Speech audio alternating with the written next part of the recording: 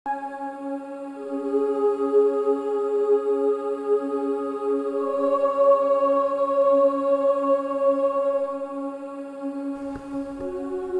संप्रदाय के शिववतारी गुरु गोरखनाथ की पावन भूमि गोरखपुर।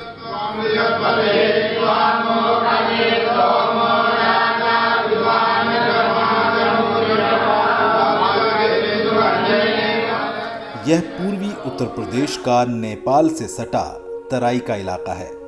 विभिन्न नदियों और सुंदर घने वनों से घिरा हुआ यह भूभाग आने वाले समय में इको टूरिज्म की दृष्टि से प्रदेश के नक्शे पर चमकने को तैयार है।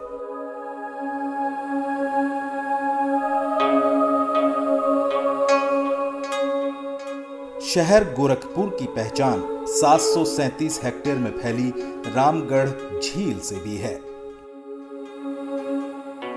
किंवदंती है कि प्राचीन काल में इस ताल के स्थान पर एक प्राचीन नगर था जो किसी ऋषि के श्राप से ध्वस्त हो गया और वहां ताल बन गया।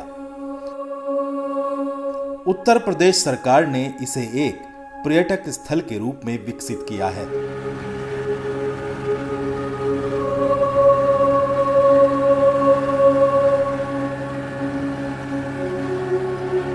नौका विहार और लाइट एंड साउंड का कार्यक्रम यहां के प्रमुख आकर्षण हैं। रामगढ़ झील उत्तर प्रदेश का पहला अधिसूचित वेटलैंड है जिसे रामसर साइट्स की सूची में शामिल किए जाने का प्रस्ताव है। उत्तर प्रदेश सरकार के द्वारा पर्यटकों को आकर्षित करने और इको टूरिज्म को बढ़ावा देने के लिए 75 करोड़ की लागत से एक इंटरनेशनल वाटर स्पोर्ट्स कॉम्प्लेक्स भी निर्मित किया जा रहा है। हर शाम बड़ी संख्या में लोग यहां प्रकृति का आनंद लेने के लिए आते हैं। रात को तो इसकी छटा देखने लायक होती है।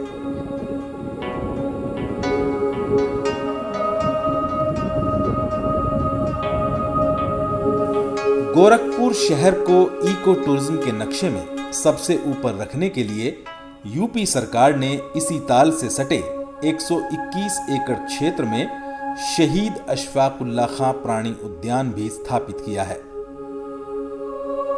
इस प्राणी उद्यान का लक्ष्य वन्य जीवन के संरक्षण एवं संवर्धन के साथ लोगों का मनोरंजन करते हुए उन्हें वन्य जीवन के प्रति संवेदनशील भी बनाना है।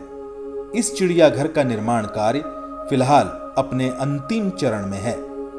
इस प्राणी उद्यान में विशेष रूप से उत्तर प्रदेश का पहला इंडोर बटरफ्लाई पार्क भी बनाया गया है जिसमें 40 से अधिक प्रजातियों की तितलियां आकर्षण का केंद्र रहेंगी।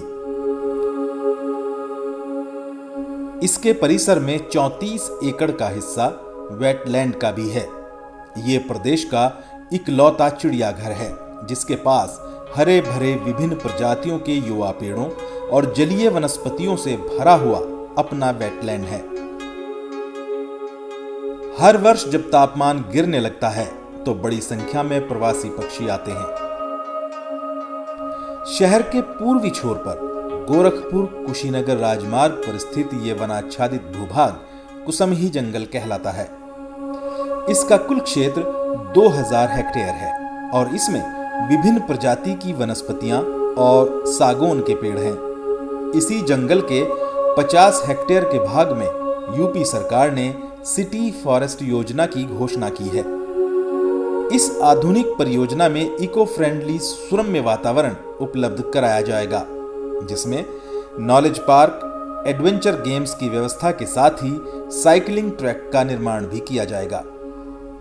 इसी जंगल के मध्य भाग में स्थित बुढ़िया माता के सिद्ध मंदिर में आप सड़क से 900 मीटर पैदल चलकर पहुंच सकते हैं। माना जाता है कि माता के दरबार में सबकी मन्नतें पूरी हो जाती हैं। नवरात्रि में नेपाल और बिहार से बड़ी संख्या में श्रद्धालु यहां दर्शन करने आते हैं और विभिन्न धार्मिक अनुष्ठान करते हैं।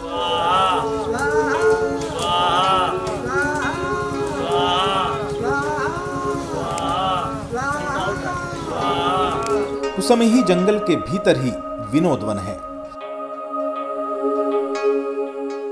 इसे मिनी जू भी कहा जाता है, जिसमें तरह तरह के पक्षी,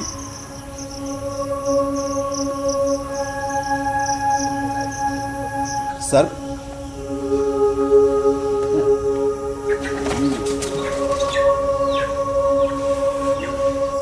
और हिरणों की कई प्रजातियां हैं।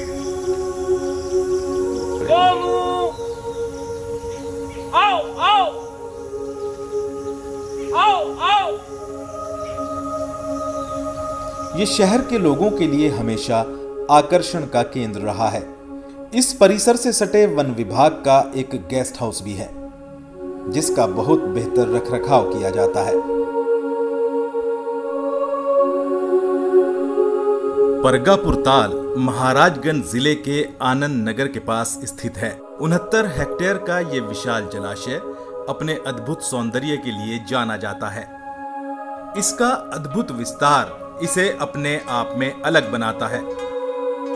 परगापुर ताल को उत्तर प्रदेश सरकार कछुओं और मगरमच्छों के प्रजनन एवं संरक्षण केंद्र के रूप में विकसित करने और इसका सुंदरीकरण करने जा रही है। आने वाले समय में यह इको टूरिज्म का प्रमुख केंद्र होगा। चारों तरफ से सघन वनों से घिरे होने के कारण वन रक्षक वन संपदा की रक्षा करने के लिए इस ताल में सघन पेट्रोलिंग भी करते हैं। यह गोरखपुर शहर से लगभग 51 किलोमीटर की दूरी पर स्थित है।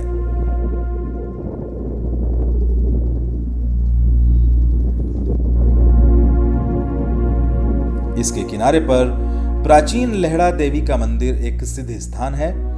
महाभारत काल का यह मंदिर घने जंगलों से घिरा हुआ था और पाह नदी के किनारे स्थित था।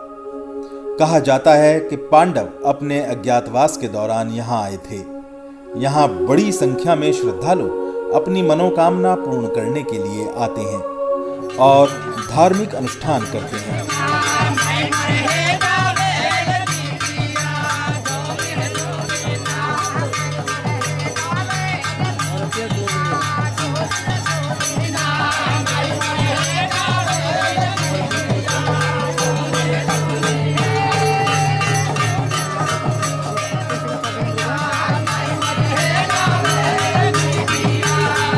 इसका प्राचीन नाम अद्रौना देवी मंदिर था।